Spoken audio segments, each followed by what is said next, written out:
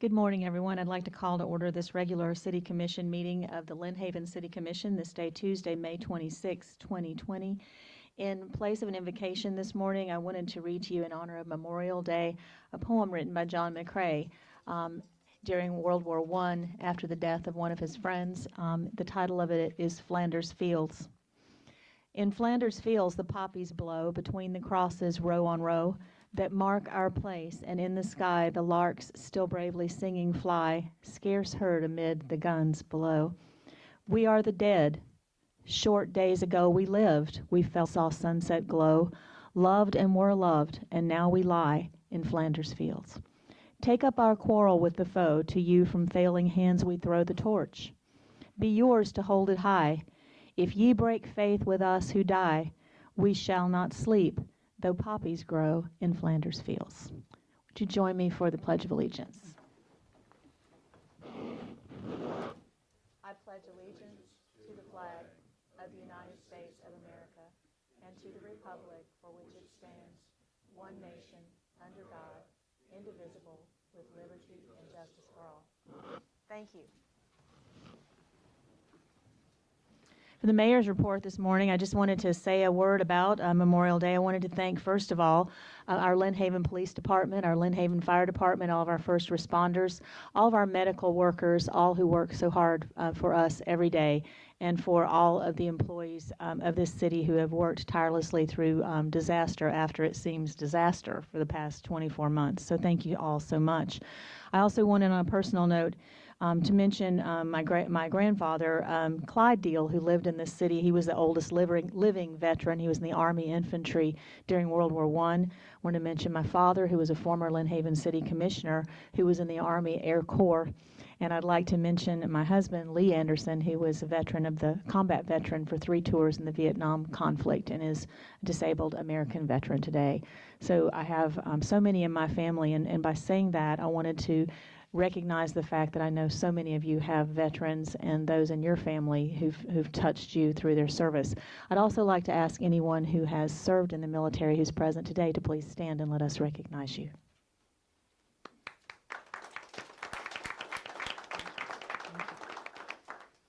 Thank you so much.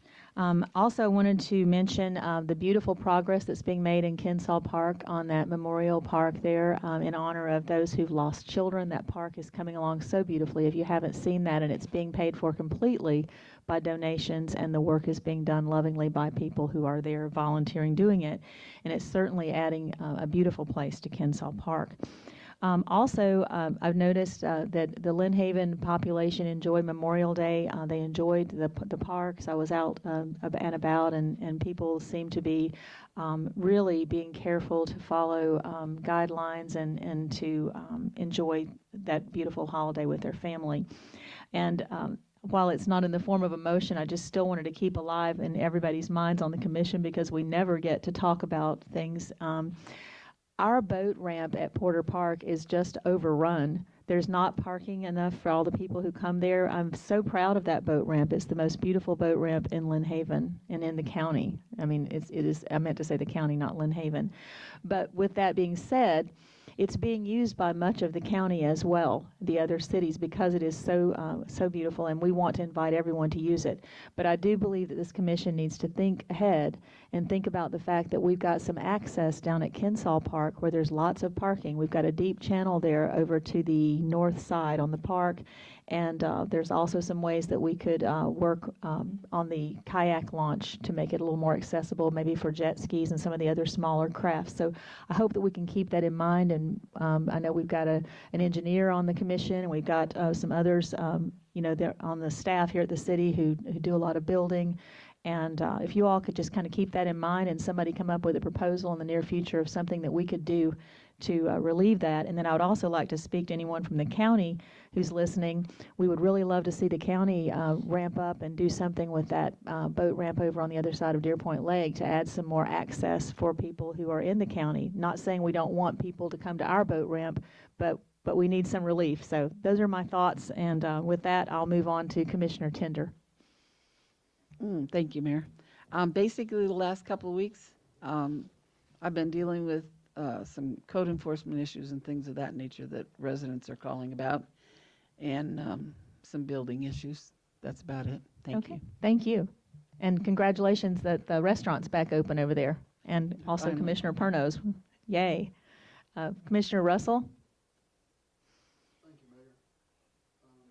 First, I'd like to say that I appreciate your comments, and I agree with you 100% about the boat ramp.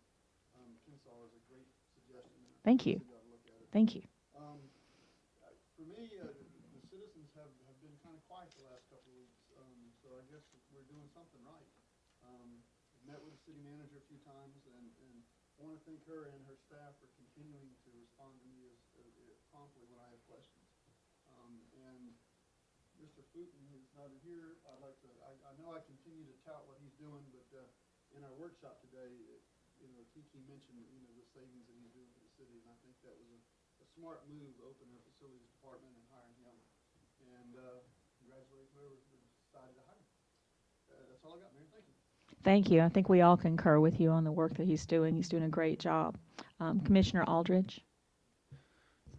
Thank you, Mayor. I agree with my counterparts here. It has been kind of a quiet couple of weeks from citizens, but there are still a lot of things going on. We're all still attending meetings, trying to get the city to continue to move forward. I want to continue to say that I'm very pleased with the way the aesthetics of the city is looking. The way that the grass is mowed, the way that we're keeping our city looking like something that we're proud of and that is moving forward out of this Hurricane Michael era that we've been in, and I'm so proud of that. That being said, I do know that I've had one or two people tell me that there's been debris and trash and stuff at Porter Park and on the beach area. Now that happens. I'm not throwing a rock at the city by any means, because you can't control what the public does, but I would like to see us maybe do a patrol over there every now and then, or make sure that we're keeping the beach clean. It is a responsibility of ours, if we're going to allow children and stuff to play, to make sure they're not getting their feet cut on broken glass or whatnot from teenagers partying at night or whatever it may be. So that being said, again, I'm so happy that we're moving along. We did have our budget workshop earlier. Things are looking healthy for all of us for the most part. We still have some discussion points, but I'm just thankful for all the hard work that our budget team has put in, because I know they've worked very, very hard and diligently these past few weeks. So I will stop there, Mayor, but thank you, everyone, for the hard work. Thank you. Commissioner Perno? Thank you, Mayor. I would just like to echo all the sentiments that we just expressed, and thank all our city employees, especially our police and fire departments, and anybody who puts themselves out there. I was happy to have my trash picked up yesterday on a holiday, and I thought of the person who did it, and I was thankful. I just want to tell everyone that the TPO is meeting again tomorrow, teleconference, and one of the items to the agenda was added by a late email that I received, and they're talking about Bay Transportation is talking about adding an extra route for the trolley from the Panama City Mall to our industrial park on Aberdeen Loop, which I think is a great thing. So I'll be happy to attend that meeting and bring back information for everybody. Thank you. Thank you, Commissioner Perno. Moving on to item number 5, this is our city manager's report. Mrs. Gaynor? Thank you, Mayor. A lot of projects that we're working on right now, particularly let me place your attention at the senior center.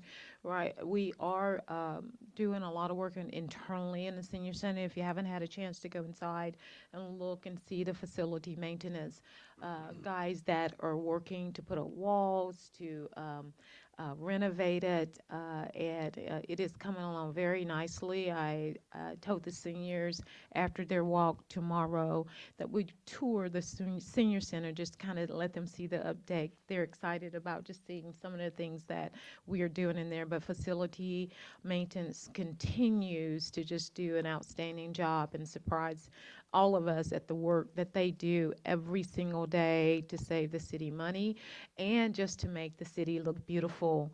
So we appreciate, again, Joe Footen and his guys. Community Services, again, a great team of people who keep the city clean cut and try to pick up most of the time all the garbage that's around here and there. We have secured a landscaping company to do the irrigation particularly for the garden club. Remember, that was the last thing actually that needed to be done, and that was just a quote that we sent out, and someone came in really under budget, and we're excited to say that that is going to get started this week. Porta Park bathrooms open up. And I was down at Porter Park this weekend, and residents use them a lot. Every piece of Porter Park was taken up with residents or other people from other areas. But I will tell you, I was so proud to see, and I wrote this yesterday, our residents and the people who were at Porter Park to social distance themselves and be within their own family, utilizing the pavilions with their families and having a real good time. The city is blessed to have some really great parks and some beautiful parks. And I am blessed to have a group of staff that take pride in the things that they do to make sure our city stays clean and looks clean. King Griffin Park is coming along very well. We're still on target to finish that up late this fall, and we're excited about all of the work that's been done there. The best is still yet to come. We are working tirelessly with FEMA and other officials to zero in on those prices of what we will be able to be reimbursed on when it all boils down to it. But I think that the city is well on its way to being rebuilt, and we're going to be fiscally sound with whatever it is that we do. And I thank the staff for making the effort to make cuts where needed, to be conservative when needed to be conservative. And again, kudos to our Deputy Finance Director and our Budget Director for us all getting together and coming up with a plan how to move the city forward and stay within our means. And so there are lots of things on the horizon, and we look forward to that in the future. The last two things that I need to do is recognize the Employee of the Month. That employee is Kay Carter. Kay's not here today. One of the things I'd like to do when we're kind of past this COVID of not being a lot of people in the room is getting all of the past employees of the month and making sure that we recognize them. Have them all stand here and take photos of them and recognize for the work they've done. I also would like to recognize the Department of the Quarter. It's our police department, and they are here, and I ask that Chief Ramey and Lieutenant Enfinger come and accept this plaque on our behalf. It's a great thing. As you know, we have recognized public utilities, public works, community services, and these, when it's the Department of the Quarter, it's voted on by their peers. So I don't choose it, the peers choose it and say, this is the department we really want to recognize. So I thank you on behalf of your colleagues and the city of Lynn Haven.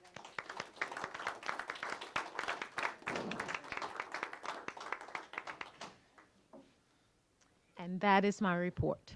Thank you so much, Mrs. Gaynor, and for all that you do. Item number 6 is the City Attorney's Report. Mr. Albritton? Mayor, nothing to report at this time. Thank you so much. Item number 7 is public commentary. This is the time when anyone who is attending the meeting who would like to speak on any topic is free to do so. We ask that you try to limit your comments to approximately 3 minutes to give everyone a chance. And we also allow commentary on each item as it's being discussed in our meetings. Yes, sir.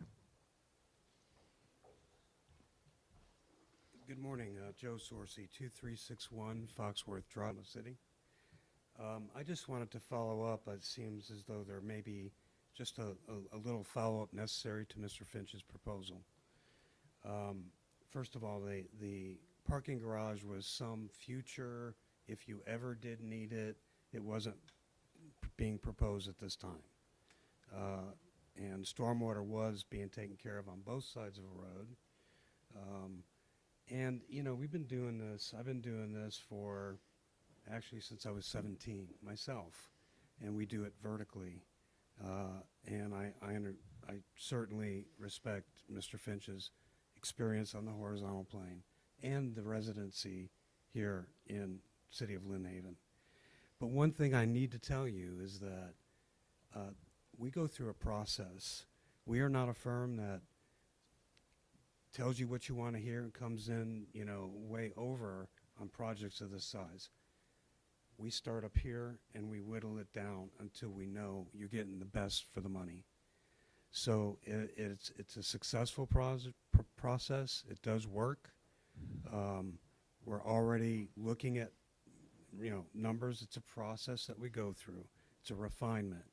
So there's no way that construction on an alternate delivery method could be done in 30 days because there's a whole bunch of other issues that you're going to have to solve. But we would be happy to work with Mr. Finch or, you know, anyone else to help them get there, help you get there. And that's really what we're here to do. So thank you very much. Thank you so much for your comments. Anyone else? Yes, sir.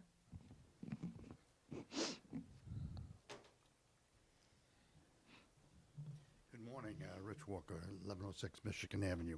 In connection with that, not to dredge up old things, but we had this discussion a long time ago, and I did get with the city manager at the time, not you, the predecessor, and he dispatched a person on an idea to find out, move the city out of here to a location that would have future expansion. His research was flawed. It was biased, and he came up with the fact that it would cost too much money to get the property. Mr. Finch's idea, their ideas, that's it, their ideas. You have to think. One example, they mentioned parking. When you have a function here at the park or down at Porter Park, anywhere, people park in our driveways. This place is flooded. You can't get into this building. You can't get out of this building. Everything is controlled. Mr. Finch's idea is an idea. Move and separate it. Don't put all your eggs in one basket. If something happens, this place can get destroyed, and that's part of the city. If the police is over there somewhere else, it might not get destroyed. Think about this. Think about getting an area, just like Bay County did. They moved their location where they can expand. And it's isolated and has entrance, exits, and everything like that. You have a chance right now to rebuild the way you want it and for the future. I thank you, and I thank Mr. Finch, and I thank these gentlemen for their ideas. Thank you, Mr. Walker. Is there anyone else? Mayor, I have a question. Sure. What department does Kay Carter work in? Thank you for saying that. That she is in Public Works, and just let me say, Kay has she handles a lot for Bobby Baker and his department, and we thank her for all of the things that she does for that department. Thank you for asking, Commissioner Tender. Was there any other public commentary before I move on? Thank you so much. Moving on to the consent agenda, which includes items 8, 9, 10, 11, and 12. Are there any items in this consent agenda that any commissioner would like to pull out to discuss separately before I ask for a motion to approve all of those included? Yes, Mayor, I would like to pull out 12 because I have some questions on the health insurance. Okay, we will, the consent agenda then will, I'll read number 8, the minutes from the last meeting. Number 9, approval to appoint Derek Freeman to the Community Services Board. Number 10, approval to appoint Brian Dick to the Board of Adjustments. And number 11, approval of the July 4th parade route. Is there a motion for approval? Second. There's been a motion and a second to approve the consent agenda items 8 through 11. Any discussion of those? Mrs. Gaynor, would you, any from the public, I'm sorry. Mrs. Gaynor, would you please call the roll? Commissioner Russell? Yes. Commissioner Aldridge? Yes. Commissioner Parno? Yes. Commissioner Tender? Yes. Mayor Anderson? Yes. So the consent agenda items 8 through 11 stand approved. Moving to item number 12, which was requested to be pulled aside by Commissioner Tender, the approval of renewal of the 3-year amended contract with Abentrust for city health, dental, and life insurance. Mrs. Gaynor, do you have some information, or should I? I'll tell you what, I'll ask for Commissioner Tender's question first. Commissioner Tender. Sure. Okay. I just wanted to get the latest figures on what we're paying for the health insurance. I know we've had discussions in the past. This is for another 3 years, correct? Or That do is we get correct. to vote on it every year? No, it's for this- another 3 yeah, years. that was this is actually in the RFP that we put before them. And in the RFP, it says 3 years with an additional 3-year renewal rate. Okay. Well, I guess my question was, is everybody happy with this insurance, especially the employees? And we only have a handful here to voice their opinion. Any of Yeah. them can come forward and voice their opinion about this insurance. And the cost to us, is it going up every year, number one? From what we can see, it's pretty much staying the same. Like last year, I think there was a 2% increase, but that was kind of a wash. We pay 95%, and then the employees pick up the 5% of it. I have not heard any employee complain about any of the insurance that we have here. I can tell you it is money in their pockets. Before, just one single a person that had to take insurance, it was $142 per paycheck, and now they pay $15 per paycheck. And I'm not getting not getting personal with Ricky, but I know you just went through everything you went through. Have they paid your claim? Okay, thank you. Commissioner Russell? Thank you, Mayor. I just wanted to point out that in the contract, and the city manager could correct me if I'm incorrect, Blue Cross Blue Shield sets what we pay. And I can't pronounce their word properly. Abentrust. Their amount is set. They collect a percentage on what we pay Blue Cross Blue Shield. So their price can't go up unless Blue Cross increases the premiums. And under 4.0 is their percentage layout if you want to know what percent they get for the different things. Thank you. Thank you. And I'd also like to add that one of the things that I really like about this particular contract is they do have a telemedicine asset with this, and even the employees who do not take the insurance can, because the city buys this insurance, they can use the telemedicine. So that's, and in these days with COVID-19 and everybody at home, that's really been a great asset. So, Yeah. Thank you. Anything else from the commission? Commissioner Albritton, Mr. Albritton, sorry. Mayor, I would like to point out, at least from my understanding, when this was bid in 2017, it was for 3 years with an option for 3 years. That option is not a mutual option. So the city, there's some termination for convenience and for cause language, but the city really cannot deny the option just because they want to deny the option. They may want to terminate the relationship with this vendor, but this option resides with the vendor and the vendors that decided to exercise that option. Thank you for pointing that out to the commission. Any other questions? Is there a motion for approval for item number 12? Second. There's been a motion and a second. Any further discussion? Any from the public? Mrs. Gaynor, would you please call the roll? Commissioner Russell? Yes. Commissioner Perno? Yes. Commissioner Aldridge? Yes. Commissioner Tender? Yes. Mayor Anderson? Yes, stands approved. Moving on to old business, item number 13. This is the second reading of ordinance number 1096, an amendment to the Unified Land Development Code regarding dimensions of single-family home structures, and this will require action today. Mrs. Gaynor, would you please read the ordinance number 1096 for the second reading? I'm sorry, I'm on note.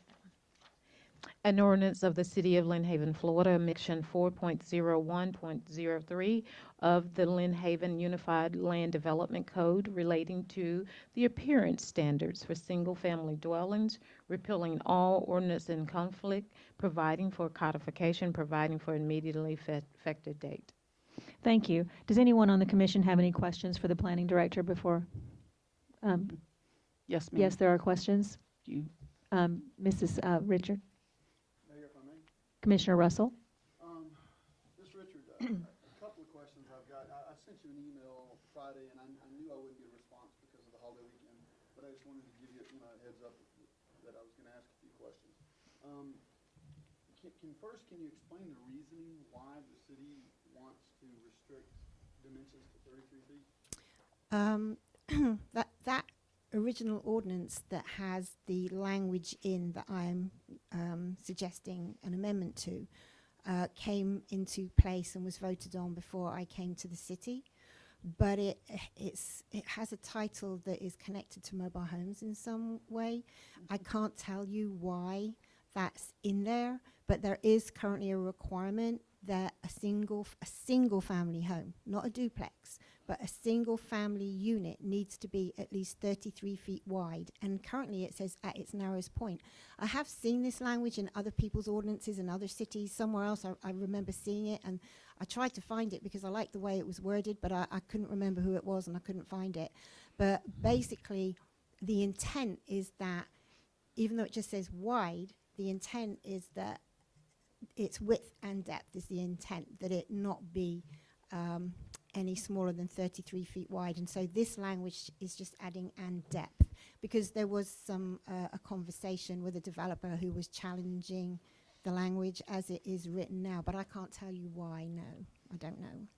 If I could add to that, Commissioner Russell, what I was told is it's to prevent the modular homes from coming into the city is why it was done, because if it's that wide, then it can't be towed down the road, that extra amount. Legally, we're not allowed to not have mobile homes in the city.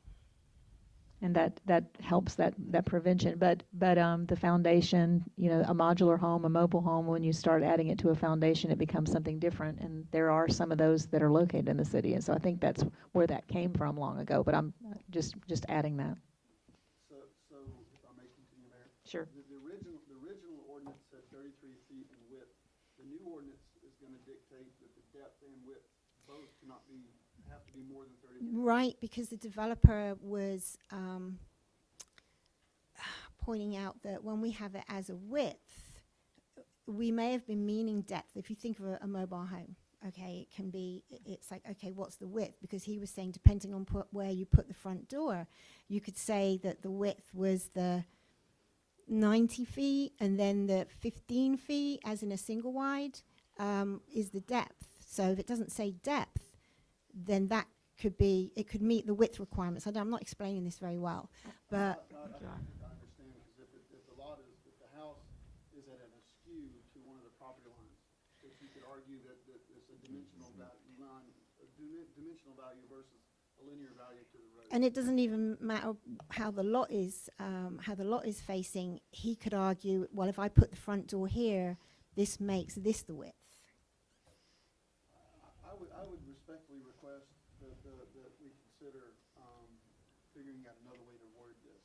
I sent a set of plans to the city manager and to Amanda, Ms. Richard, Friday, and if y'all would like to look at it, I'll be glad to pass it down.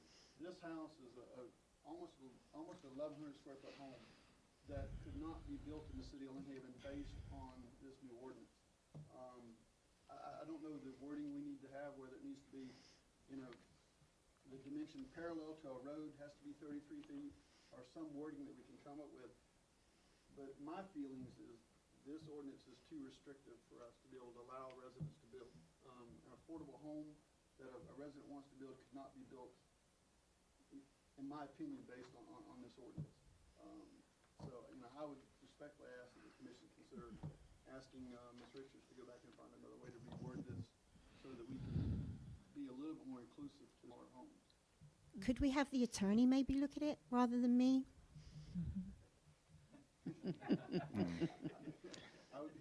Mr. Albrecht. I'm not a qualified builder or designer, but I certainly will take tasks from the city as they're doled out and accomplish it to the best of my ability. Thank you. Is there any discussion from the commission? Commissioner Tender? Mayor, if I may. Actually, when I read through these papers too, I became very alarmed. I actually took a tape measure and measured the depth of my house, and it was not 33 feet. I was off by a foot and a half at the most. And I'm thinking, I have a 3-bedroom home, but it's You were probably grandfathered in when they adopted that ordinance, because Well, the there are house a is lot 28 years yeah, old, yes, there's a in lot that of neighborhood. properties. Yeah. There are a lot of properties in the city currently that don't meet this, but they would have all been grandfathered in when this was put into place, which, like I say, was before me and before anybody who was here. And then I was thinking also, isn't the new, what do you call it? When you go in to buy property, is it 50 foot wide now? It used to be 75. Is that my understanding? Is that Are correct? you talking about the required lot width? Right. Yeah. It depends. If it's 75 feet wide if it is low density residential land use in the old historic plat area. If it's outside the old historic plat area, then that doesn't come in. We have no required width. If it is in the historic plat area and was recorded as a 50-foot lot on its own prior to 1975 in the tax rolls, it's still a buildable lot. But other than that, it has to be 75 foot wide, but only in the historic plat area. I agree with you. I say we look at it. And so Thank you. I have a question for Mr. Albritton, because this does require action. Would action be considered a motion to delay it to another meeting? Mayor, because it's what would be required to meet Commissioner Russell and Tender's desires would mean drafting a new ordinance, then I would suggest that this ordinance, as it stands, if it's the commission's will, be voted on and be voted in the negative, and then we'll come back and bring something back to the commission. Hopefully that is more acceptable for a first reading and then ultimately a second reading. Okay, so we need a motion on the floor. Thank you, Ms. Richard. Mayor, could I speak for just a moment? Yes, Commissioner Albritton. Aldridge. Sorry, I'm trying to elect do it Adam as a sometimes commissioner myself. today. I've done that twice. I apologize. Hang on, let me get my train of thought back.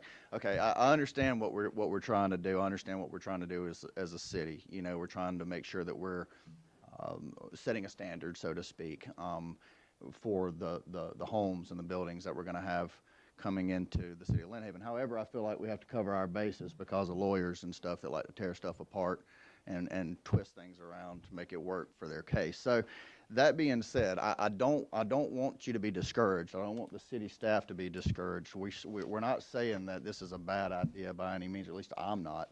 I think there's just a better way, probably a better way to attain the end goal that we're looking for. Can I also mention that a few years ago, one of the planning board members, Ben Faust, I don't know if you know who Ben Faust is, he used to sit on the planning board, and he really wanted to see smaller houses be allowed in the city, especially in the historic part of the city. But at that time, the commission was not for it at all. They didn't want smaller lots. They wanted the larger lots still. They didn't want the small houses. Now, it's different times now and a different commission, and so, you know, that again, we're looking at the commercial stuff. Maybe you want to start thinking about that and whether you do want to allow small homes. But then there may be certain things you don't want that you will probably have to allow as well. Mm-hmm. Right. Thank you. Is there a motion? I'll make a motion that we do not approve this. There's been a motion on the, I'm not, okay. There's a motion on the floor in the negative. I'll second it. There's been a motion and a second. Is there any further discussion? Mrs. Gaynor, would you please call the roll?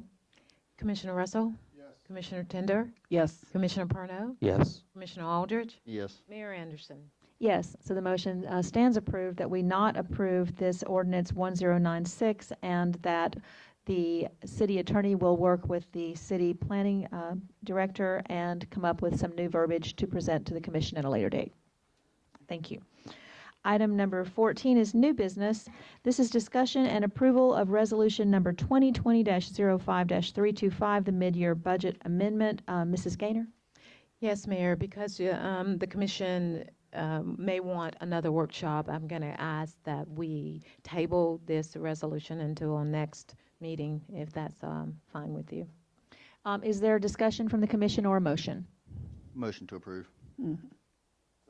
So there's a motion and a second that we table this item into the next meeting, and that we also schedule another workshop prior to that meeting so that we have more time to discuss and ask questions. Thank you so much. Any further discussion from the commission?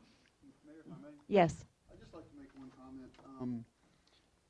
Ms. Roman, I just want to say that in the 3 years that I've been on this commission, that the most thorough report, and I appreciate her experience and her knowledge, and I just thank you for hiring her.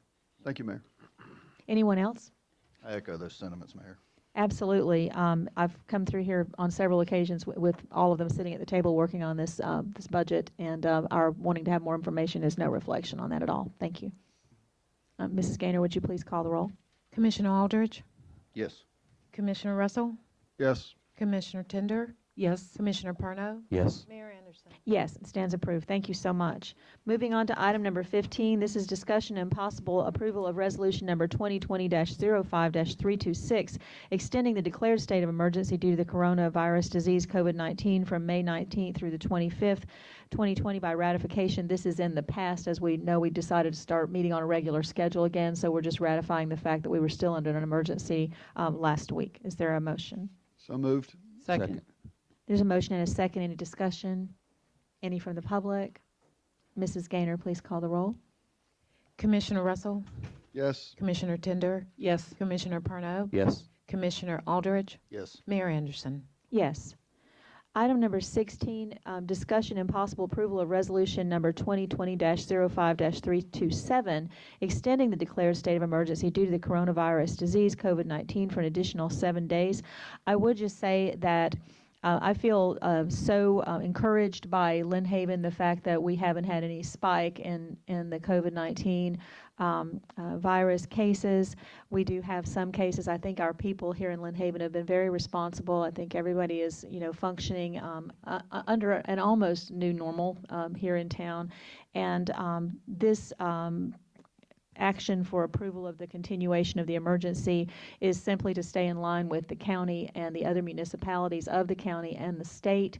And so it's simply up to the commission, but it does leave us, of course, available to any of the grant funding which should come to us as a municipality because of this emergency. So I leave it to you for a motion. So moved. Second. Any discussion? Any from the public? Mrs. Gaynor, would you call the roll, please? Commissioner Russell, Yes. Commissioner Parno, Yes. Commissioner Aldridge, Yes. Commissioner Tender, Yes. Mayor Anderson. Yes. Item number 17, discussion and possible approval of the transmittal of a large-scale future land use amendment application ESR 20-1 by resolution number 2020-03-312, requesting a land use change from TND to mixed use for specified parcels in the villages at Mills Bayou. And I believe Mrs. Richard, the planning director, has a report for us. This item came to you on March 10th, I believe. And I've adjusted the resolution because the resolution, if you do transmit it, did just say March 10th, but I've added today's date on there as well. So this is a public hearing to receive comments on the transmittal of a proposed future land use map amendment via the required expedited state review process, and to receive City Commission approval on the transmittal to the state agencies of the same. The proposed amendment is to amend the future land use map from traditional neighborhood development, TND, to mixed use on property located between Highway 390 and County Road 2321. There are 3 parcels involved, parcel numbers 11344-000-000, 08710-000-000, and 11344-000-000.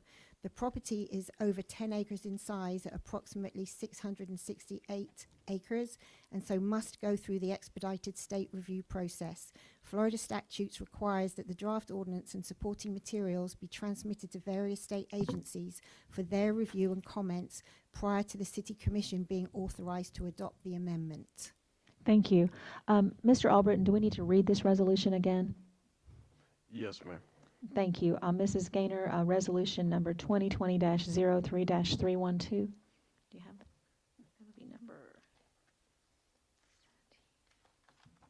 And this is just the proposed ordinance.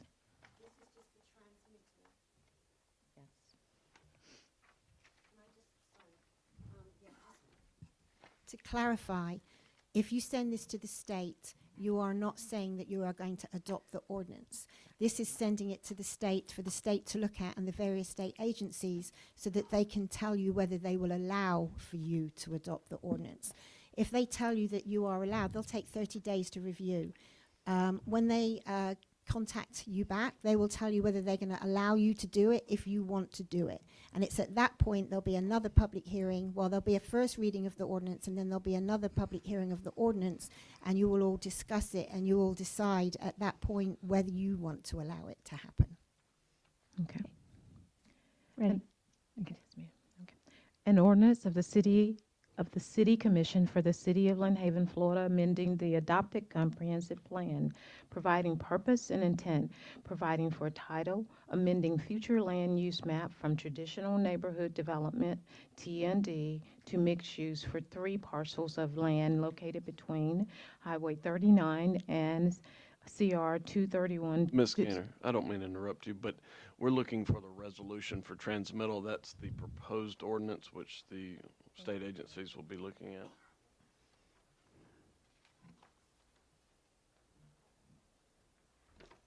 There we go. Thank you. No worries. We'll start again. Yes, No problem. start again.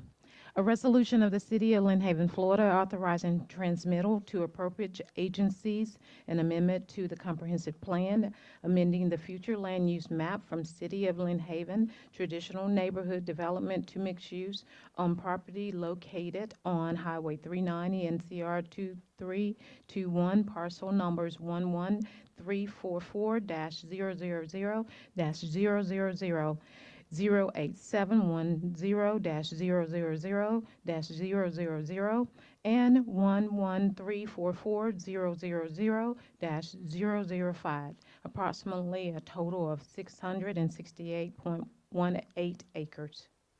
Thank you, Mrs. Gaynor. Is there any confusion with the commission that we are just today looking at the transmittal to the proper agency? This is not the final decision. Everybody's clear on that, right? Are there comments from the public at this time? Yes, Mr. Walker.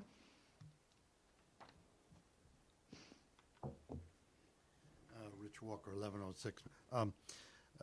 I started with this a long time ago when we had the meetings in the old commission meeting where all the people came and decided on this project under the outage of TND.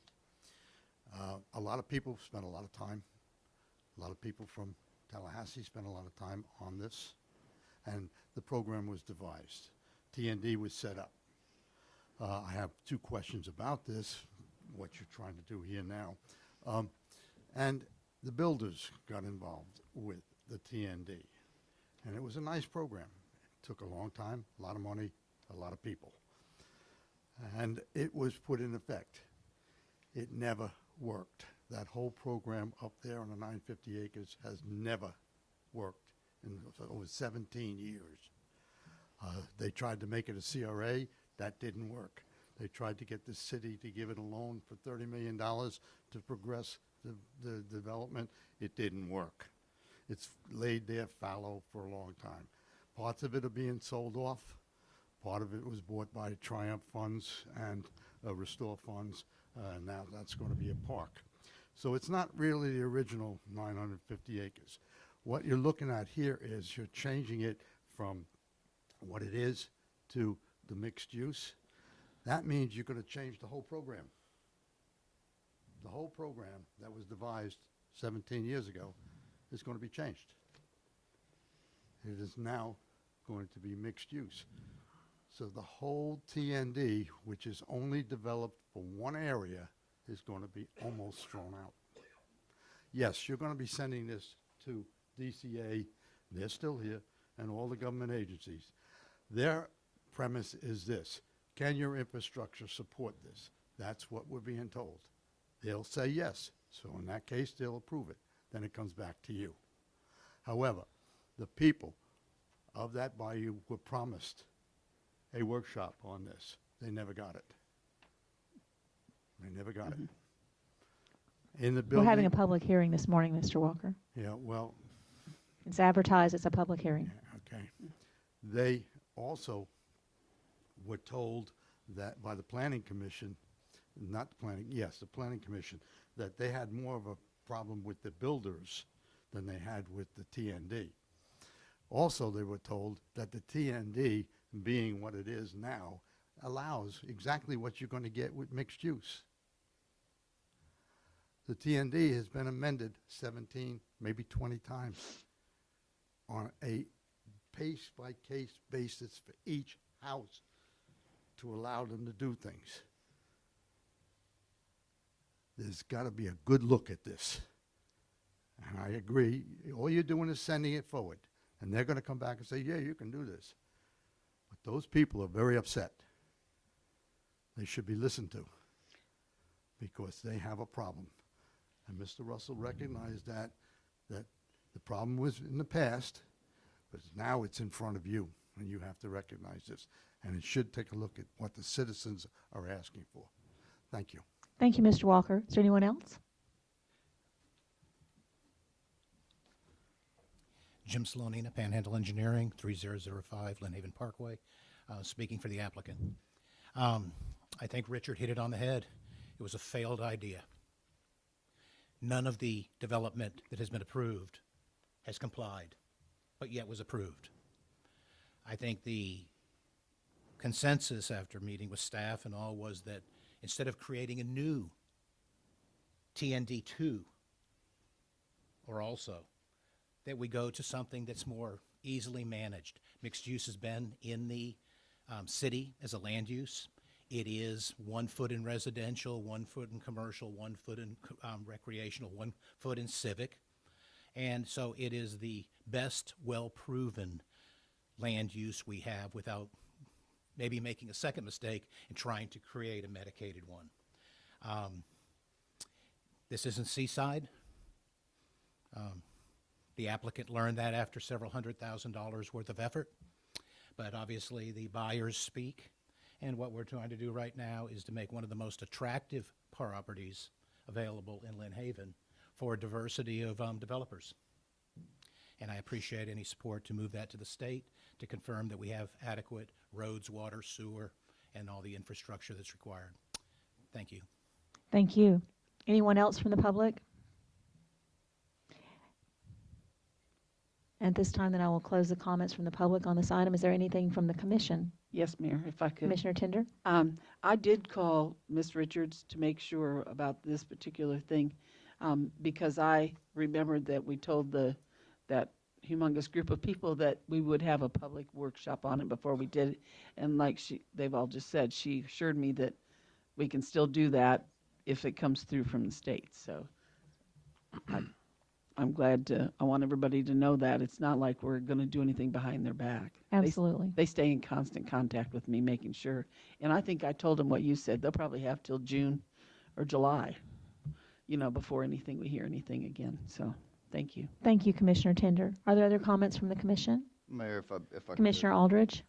Just a moment. I do want to speak to the homeowners out there and also kind of speak for just a second on my stance.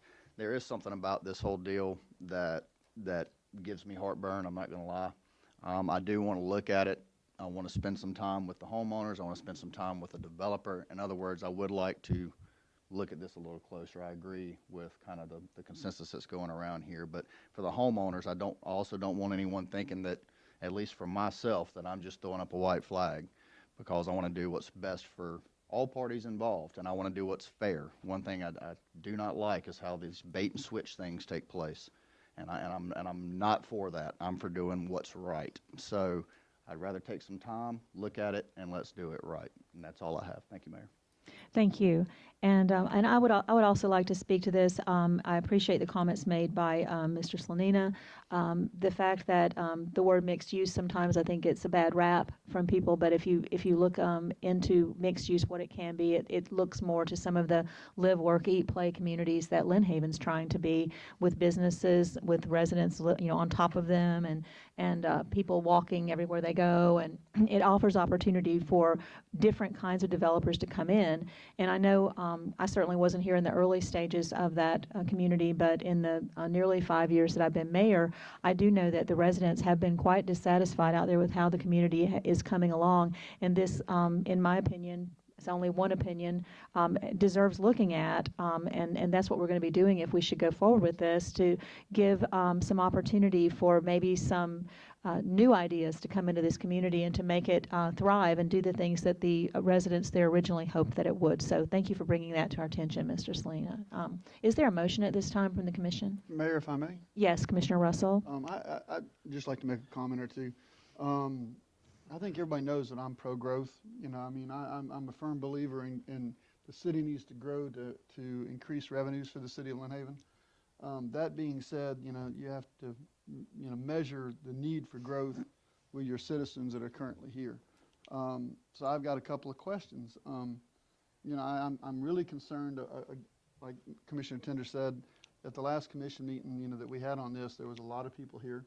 I know that there's been a petition, you know, supplied to us with 38 signatures of Lynn Haven residents that do not want to see this move forward. So my question is, since that last meeting, has the developer met with the homeowners to try to alleviate any issues? Has he made any effort to correct these problems, you know, to alleviate the concerns of the citizens that put us in this seats that we're in? I certainly don't know the answer to that Yeah, question. well, Someone I might, but see the developers here, so I mean, my question, I guess, would be directed to him. I'm John David, manager of DNH Properties. Since the previous commission meeting, I've met with the existing homeowner board, my vice president, secretary, treasurer, fine committee and all, and they're the ones carrying on the conversations with the homeowners. From what I heard on their complaints at the last hearing, I was accused of 2 or 3 things that just weren't true, that the reuse was cut off, and a few other things that the board addressed with them. I haven't spoken directly to any of the dissatisfied homeowners, but I get to talk to a lot of the satisfied homeowners, and I believe we had a letter forwarded to you from the HOA board, and for the most part, the largest part of the people are satisfied and like living there. I've done my best and spend 5 days a week there, making sure the place is nice. I can't satisfy everybody, but I've tried to do everything by the rule. I've been here 15 years. You see what I've done with the property so far. What we're asking for is a minute change to make the land easier to develop. That's basically it. It's not going to affect the existing homeowners at all. I understand they had some HOA issues with me, but that's kind of separate from what we're asking for. And I just ask for your fair consideration of what we're asking for. I'd like for all the homeowners to be happy. Thanks. Mayor, Go ahead, Commissioner couple Russell. more questions. This one, I guess, would be probably for Ms. Richard. Out of the 38 signatures we got, how many homes do we have in that subdivision right now? Oh, that would be a building department question. And once 123. So we've got somewhere around A third. a third that are complaining. One more question to the developer, and then I'll be done, and I'll you know, pass the gavel on, or whatever discussion to somebody else. I'm pretty familiar with HOAs. Has the developer released the HOA to the membership, or you still have control of the vote? Right now, I'm still the declarant. Okay. It will be turned over as soon as Adams Homes. I'm contractually obligated to be the declarant until they're through building, and they've got about 3 more houses, and then we'll be built out, and that's when I'm going to turn it over to the community. Thank you. Mayor, one last comment. Sure. For the commissioners that aren't aware, by what he's saying is in essence, he appoints his board. I just want to make sure everybody's aware of that. Thank you, Mayor. Thank you so much. Are there other comments from the commission? Any other comments from the public? Is there a motion on this item?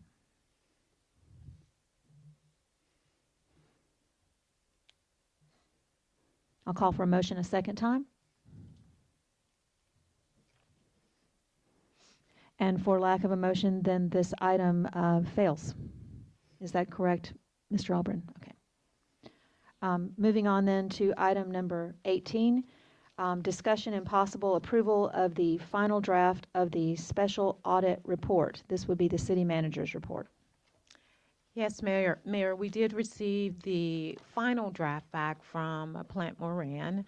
after giving them much of the documentation that they ask for, answering many of their questions. We've been on 2 phone calls with them, and I think that this report is informed that we can accept. There surely are some processes that we can improve on, but I will tell you that the city has made a lot of progress, as they have said themselves, and really moving from a paper-based municipality going into the 21st century, adding staff where needed to be, putting processes in place, and looking even closely at how those processes in the past have been have had really some fault in them. But I think we are on the right track. And this company did a great job of going through and looking at all areas for us. Thank you. Any comments from the commission? Yes, Mayor, if I may. Go ahead, Commissioner Tender. I've read over this report, and I have a number of things that I would like to ask questions on. Would it be possible to have a brief workshop about this before we just accept it or deny? As a commissioner, you can certainly make a motion. Okay, I would like to make a motion that we have a brief workshop on this before we make any decisions so that all the questions can be answered. There's a motion on the floor. Mayor, I'll second that motion for the purpose of discussion. There's been a motion and a second that we would table this item until the time which we could have a workshop for more questions from the commission. Okay. Is there any discussion? Yes, thank you. Okay. My only question would be to Commissioner Tender. I know I've got time. I'm willing to sit here and listen to your questions now and work through them. I don't know if the other commission's willing to do that. Instead of having a workshop, we could do it right now, in my opinion. But that's, again, my opinion. We're here for a commission meeting, so we can stay as long as we need to. Okay. If you'd like to withdraw your motion, or you can keep your motion on the floor, whichever you prefer. I definitely want to discuss it, and I can sit here and discuss it too. Okay. And if it becomes long and involved, we can always go from there. Okay, go ahead, Commissioner Tender. Okay, just for example, page 8, research needed is marked, and it says it is understood that the Deputy Finance Director is inquiring to Munis to get a better understanding of this glitch. This is the glitch where, what was it, purchase orders? Yes, purchase orders fall out of line. Have we done that yet? That's my first question, and has that been fixed? Yes, we have talked to Munis, and you can ask, Kiki can come forward and talk a little bit more because she has been in touch with Munis and done a lot of research on this.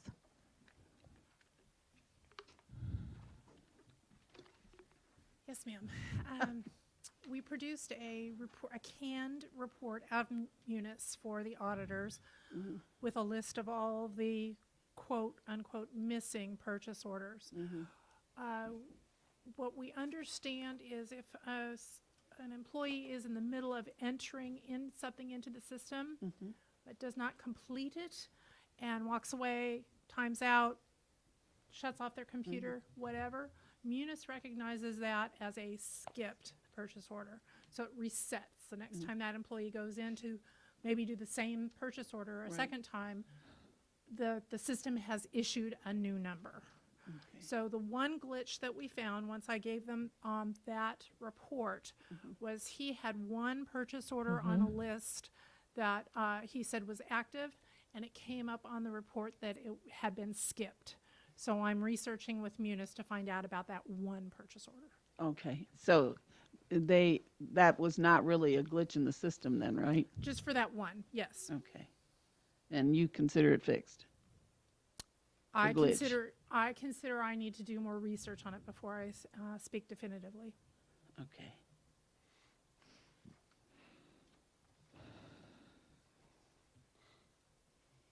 Okay, I answered some of my own questions on here when I was reading a lot of them.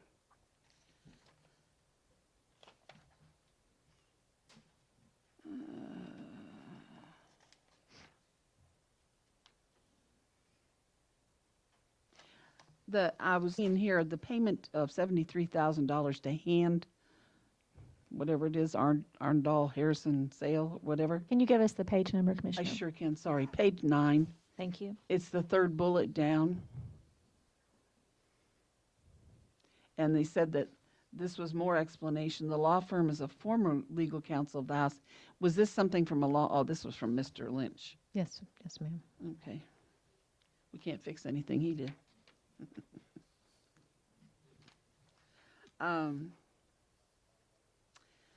These items on page 10, where FID numbers don't match and things of that nature, have they all been checked into and resolved? Yes, ma'am. The majority of those items have to do with employee reimbursements. I would never recommend that we put our employees' Social Security numbers in the system. That's not part of the Public Disclosure Act. That was the main focus of that point. There are some highlighted examples there of just keep punching up errors or time constraints. We needed to get a check out and didn't have the information. We will do a better job of following up on those. At the bottom of that same page, I put a question mark because it's got petty cash hotels and whatnot for trainings. I understand we can't provide addresses and all that for that type of thing. But are those all verified? Yes, ma'am. Okay.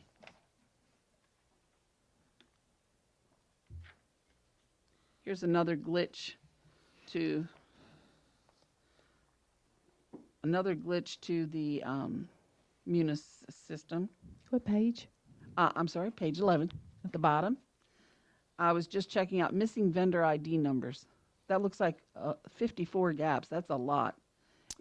How does that happen, or have we fixed it, or where are we with that? That's actually not a glitch. I Okay. did submit to the auditors a number of those that are listed in that box there. And to a last one, what it was is a merging of vendors.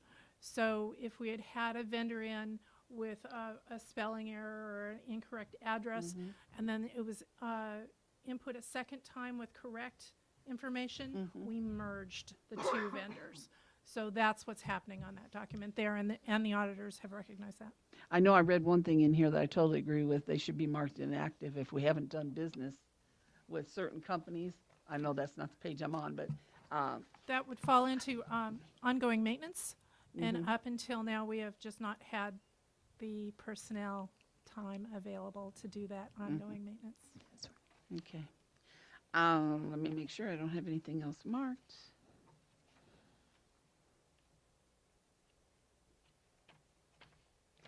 I would like, as far as this report here, I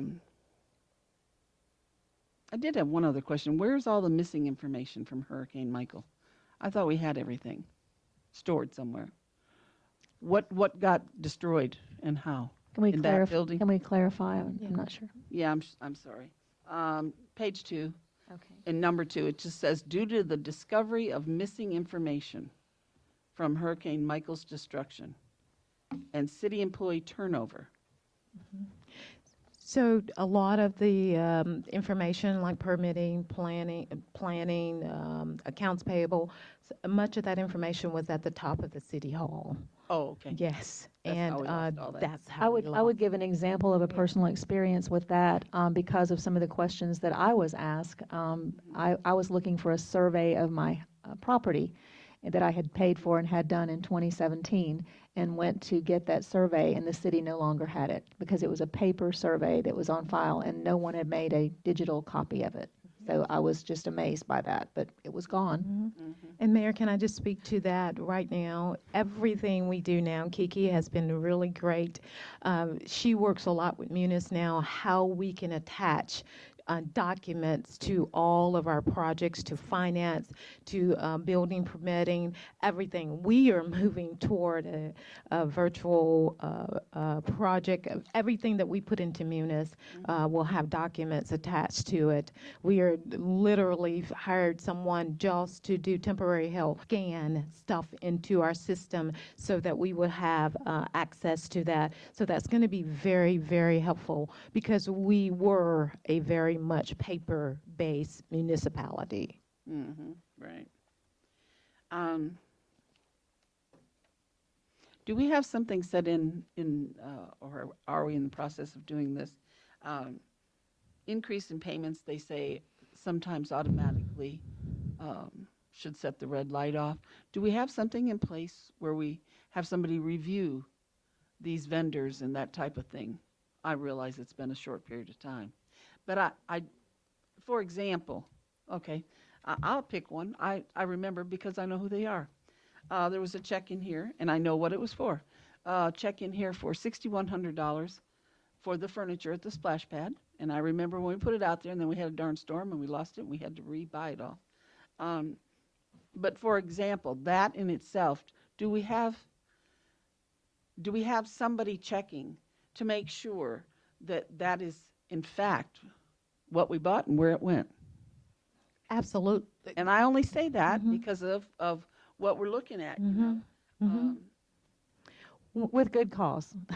Yeah, absolutely, with good cause. One of the things that we do now is when big items are delivered, and then prime example was Friday or Thursday, the big items, the benches were delivered. I called Taylor and I said, she knows because she'll probably do that order. The items are here, her guys come over, they check. She checks her purchase order to make sure everything's there, and then those items are set out. So the department heads, whomever that falls under, that's who usually checks on it to make sure it has been received. Okay. I think that's... Oh, and excuse me, yes, he's right. Then they have to sign the invoice or it does not get paid. Okay. Okay. I think the report, I think we got what we asked for. I really do. I guess I don't know why I thought this would be covered or things like this would be looked into, and I don't know if any other commissioner is interested one way or another. But I have concern with, and not because you're the city manager or anything, I'm talking these things have happened in the past, and I think we need to come up with some way of assuring us that it's not going to happen again. Just use that for an example. I read every single one of those bid packages that came in. That job was bid out 5 times, and the person it was given to didn't even have vehicle numbers down. Every other package, I laid them all out. Every other package had all the VIN numbers for the vehicles, and yet they were the one that got the deal. They're the ones that are still hauling our trash. I don't even know them. I don't, it's not a personal thing for me at all. But I know when I asked the current city manager at the time, I was told, Not me. no, not you. No, it was not you. And it wasn't Mr. White either. I was told, well, they could get us the numbers if we really needed them. Well, when you got 15 packages and they're the only ones without them, nobody could even prove they owned the vehicles when we awarded them the job. That's one issue I have. And, of course, I've never been quiet about the issue I have with the way the property was handled on 9th Street. Selling it for so much less and everything like that. I just felt like that was totally inappropriate. And I don't know if it's anything that anybody else is interested in or, we're just going to let it slide and kind of let it go, But those were the kind of things I thought we were after in an audit.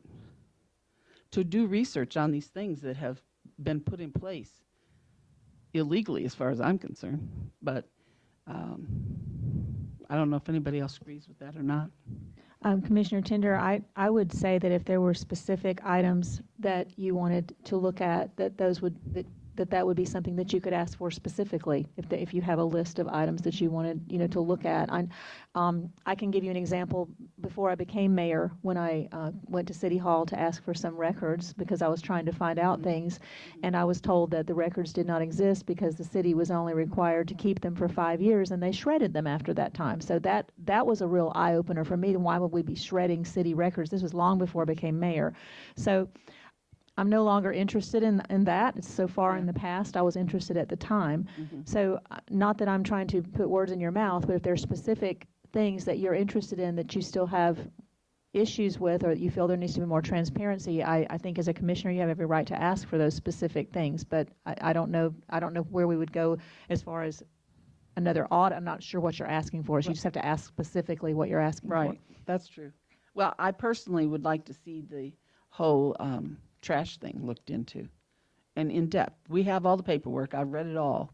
And it just, common sense doesn't prevail there. Where, just doesn't prevail. When you have half a package and how many times it was bid out, I just have a lot of questions about that. So personally, Bid processes is what you're asking, well, maybe? bid processing, especially with that particular job. Okay. And I know that Mr. Schubert and I discussed that when it took place. So for me personally, I would like to see that, even give me one. I would like to see that looked into by somebody who can be impartial and look at all the, there's 2 boxes of bidding on that job. Mr. Albrecht, may I ask your expertise on this? Would this be something that Commissioner Tender would just possibly go to the city manager and ask for more information to research further, or is this something that we would ask this particular auditing firm that we've already had under, we did say we would go to a certain point. If there were more questions, then we could go further. I just need direction to answer Commissioner Tender's question. I think the answer to your question, Mayor, is yes. You can go all those routes. Now, I believe Commissioner Tender just stated that she wanted somebody that was impartial to look at this specific item, and she keeps referring to the trash. So I'm guessing that's our dumpsters and things like that. I wasn't here, so I don't know. But if she wants somebody impartial to review the sequencing, and it sounds less along the lines of invoicing than it is the actual bid process, then we can certainly look to see if it's the commission's will to see if we can locate somebody that can provide an impartial review, whether it's Plant Moran or some other firm. So would you want to put that in the form of a motion, or do you have other items that you would want to include in a motion? How would you like to do that, Commissioner Tender? Mayor, can I ask Commissioner Aldridge? about it? It seems to me like what we're looking at is not so much audit-related purposes as it is a review of standard operating procedure of the city. That's what it seems like it is. I don't know why we'd want to spend any more money on an audit purpose when that's looking at dollars and cents. We just got that back and didn't see any huge anomalies to justify any further investigation. By all means, the commissioner has all authority to look and see about our standard operating procedures at a city. So I don't disagree with that. What I would say is I don't want to go chase ghosts. I'm not a ghostbuster. I don't hunt ghosts. I don't want to go do this for the rest of my tenure in office. I think we have a good team here. We have a good city. I know Mr. Schubert. He's a man above reproach in this community. And I think in my personal opinion, I'm not saying what you see as an issue is unfounded. I'm just saying I think that getting away from this legality stuff into standard operating procedure talk is probably the direction we want to go. So that being said, I'll leave it to the pleasure of the rest of our board to decide how we want to go. But well, possibly, let me just reword that. Possibly, I should probably, and I like your idea, let me just pull out all the paperwork again and research it. Julie pulled it up, I think it was 3 boxes, and she knew right where they were. This was a long time ago, or last year, whenever we first asked for that stuff. But it's all there in 2 boxes or 3 boxes. So I'd be willing to just look at it myself and leave You're it okay at that with it? right And now. then if you have other concerns, If bring there's them back. concerns after that, then I would bring them up. Okay. All right. Other questions you. about the audit that you wanted to bring up today, Commissioner Tender? No. You're good? Anyone else? Commissioner Russell? Mayor, if I may, I just want to let everybody that's watching know that my lack of questioning is not that I didn't have questions. I met with the city manager and went over this thing, and she answered all of my questions. And I know I said this earlier, but I just, I keep talking about our employees, and I just want to tell you that I'm continually impressed with your ability to answer our questions and not get raffled. So I really appreciate you being with us. Thank you, Mayor. Thank you. And I would echo that. My questions are not a lack of questions, but that they've already been answered. And one of the things that since even when Mrs. Gaynor was acting city manager, and even back before then, during the storm and through the storm and through all that's come after, we both have agreed many times that many of the things that went wrong, that brought this all about, were because of a lack of internal controls and a lack of procedures within the city that were up to date, and following some pretty standard internal operating procedures. And I think that Mrs. Gaynor and the staff have made some great strides in correcting a lot of that. I know I had one of the things, the checks classified as manual, because after many of the questions came up, Mrs. Gaynor and I decided that because of the unprecedented times that the city was living and having to write checks in the large amounts to trash haulers and all, that it was better to bring those checks before the commission and bring them out in front of the public and to sign them manually. So some of that is even a result of that. So I think we're moving forward as a city. I think we're moving forward in a very positive way. I think this is a great commission. I think there's a great staff. And I commend everyone as we continue to try and be as transparent as possible and to move the city forward in a positive way. Any other questions? Mayor, if I may. Yes, Commissioner Perno. I think you hit it right on the head. I was going to speak to that fact that I really want to thank Ms. Gaynor, our Deputy Finance Director. The transparency seems to abound now. It may have faltered in the past, but that's the past, and we're moving forward. And that's kind of what compelled me to vote no when all this came up.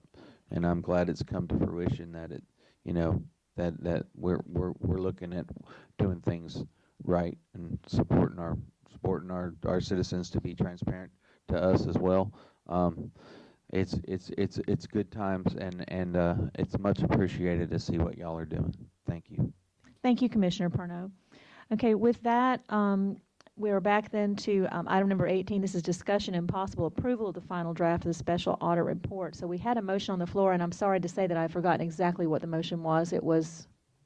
I don't think we had a motion yet. well, you approved it for the purpose of discussion. Oh, did I? Okay. You had the second. So long So, yeah, same here. So do you have it written down what we The motion pertained to having a workshop. Right. right. Yeah. Commissioner Russell, second for the purpose of we'd either need to have a vote on it or withdrawal of the motion from the origination of the motion, which would be Commissioner Tender. I withdraw. So is there a motion for approval of the final draft of the special audit report? Mayor, if I may, Yes. I'd like to make a motion that we accept the special audit report and the city move forward and get back on our feet and do what we need to do. Second. Thank you, Mayor. There's been a motion and a second. Is there any further discussion? Mrs. Gaynor, would you please call? Oh, hold on one second. Is there any input from the public? I'm sorry. Mrs. Gaynor, would you please call the roll? Commissioner Russell, Yes. Commissioner Aldridge, Yes. Commissioner Perno, Yes. Commissioner Tender, Yes. Mayor Anderson. Yes. Item number 19, discussion regarding ordinance number 10, distance requirements for certain establishments from body altering businesses. City manager report. Yes, Mayor, we brought this to you a couple of months ago, and then a couple of the COVID came along, and we never got back to the table on whether or not we wanted to move forward with this particular item. One of the big things in here was whether or not removing the items of daycare, schools, making how far body altering place could be from any of these places. And just a couple of things in here that we wanted to look at was, did we want to take it down from 2,500 feet to 1,500 feet? Did we want to take it down from 1,000 feet and then strike out any public park, daycare, or the nearest right-of-way line of the corridor or boundary of the CRA?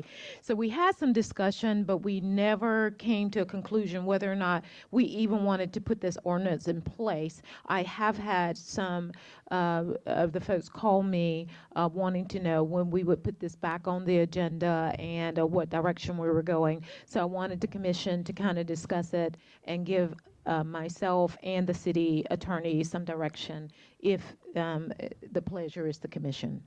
So This ordinance, I'll just read it, an ordinance of the City of Lynn Haven, Florida, amending Chapter 2, Section 2.04-.05 of the Unified Land Development Code, removing schools, daycares, and parks from the distance limitations, and removing any reference to daycares and parks, authorizing codification, repealing ordinances in conflict, providing for severability, and providing for an effective date. So that is the ordinance we're looking at, and of course, you've seen the details within your packet. So is there a motion regarding this item?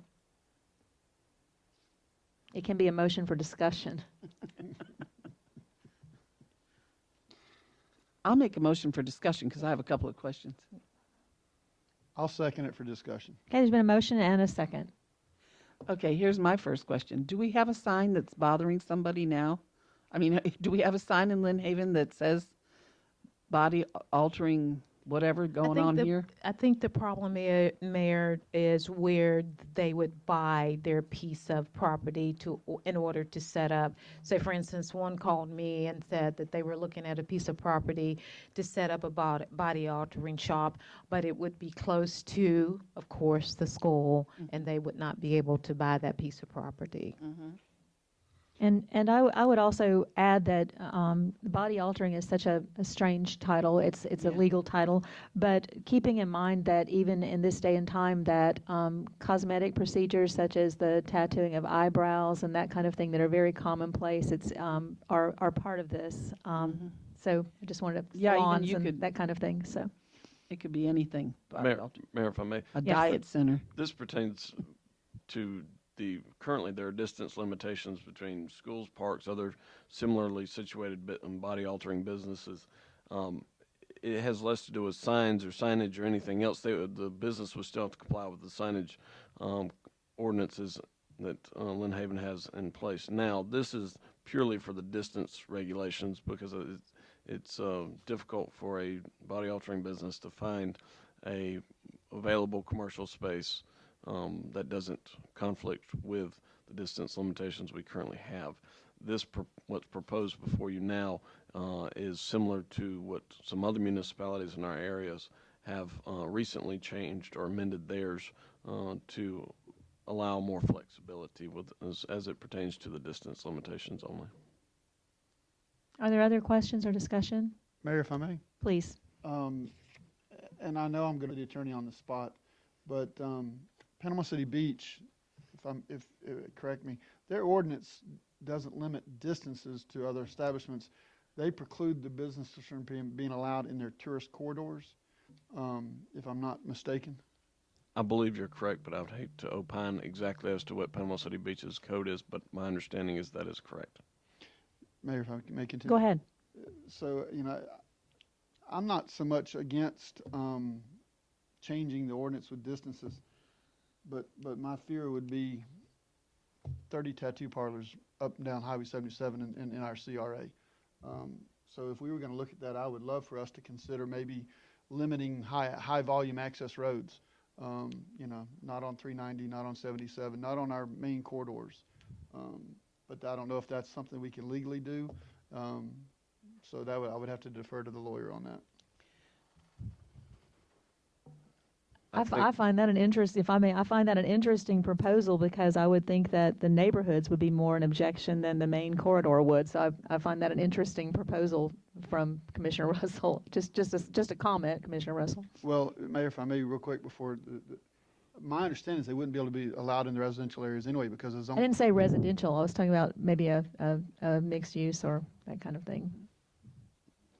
Commissioner Russell, when I began doing some research on this in 2019 when this item first came before the commission, there are several cases that were successfully cited with either the citizen or the business owner due to city overly restricting where they could go without a sufficient basis.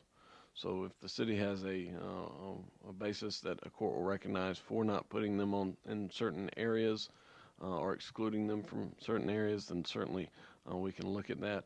But to just generally say you can't be on 77 without would probably be problematic. Now, with that said, I do think, right now, if you read it, it has 1,000 feet from the nearest right-of-way line or corridor boundary of the CRA. I think that would stand up for a number of reasons, and we can talk about all those later. But that would provide some of the protections that you're looking for, the uniformity that the city's looking for, and hopefully gradually getting to in those boundary areas, or prime areas, should I say. Thank you, Mayor. Thank you. I have another question. Commissioner Tender? What's keeping somebody from opening a tattoo parlor if that's what we're objecting to? But I agree with what you're saying.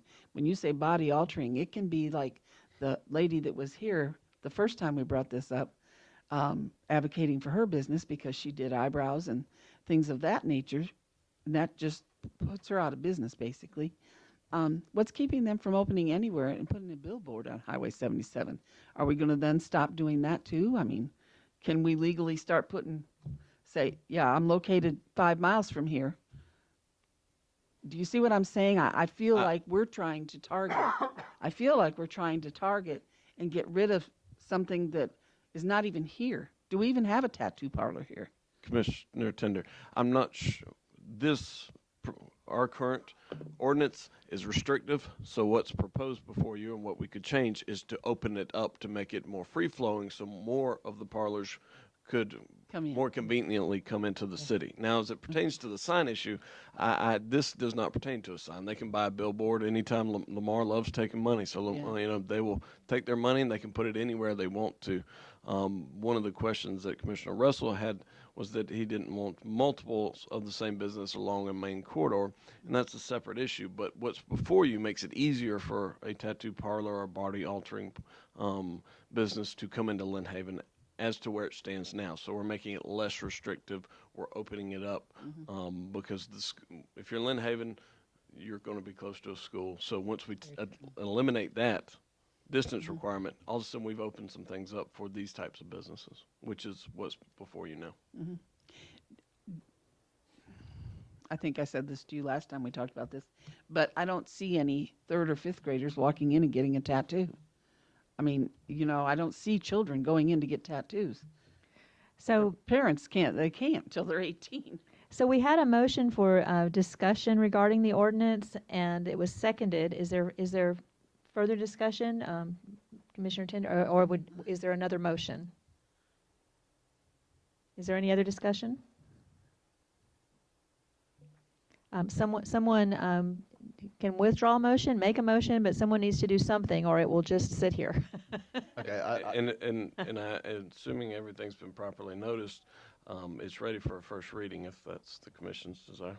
I read that when we started. It's just I did. I read the ordinance. I read it by the title, just the top paragraph. Is that good? Okay.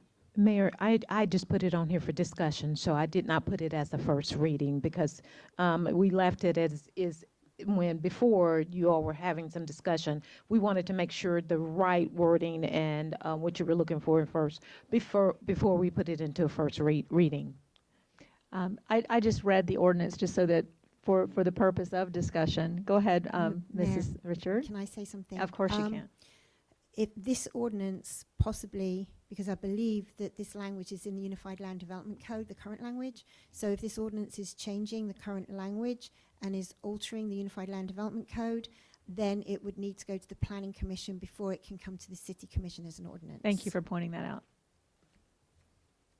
So is them. there any further discussion then? So Send it to them and see what they think. Could I just ask, I think the main Commissioner Aldridge. Thank you, Mayor. I'm sorry. So I think some of the main concerns probably are, like how far away. And I can't say that a half a mile from a church or school is not a long way away. I wouldn't want to walk that all the time, So that's a good distance. Are we basically just saying, hey, look, let's knock some of these things down, right? Let's look at how far away you can be. Let's look at some of these restrictions and red tape that we want to remove to make it easier for commerce to take place in Lynn Haven. Is that what you're pointing towards there, or giving you guidance on what we can free up?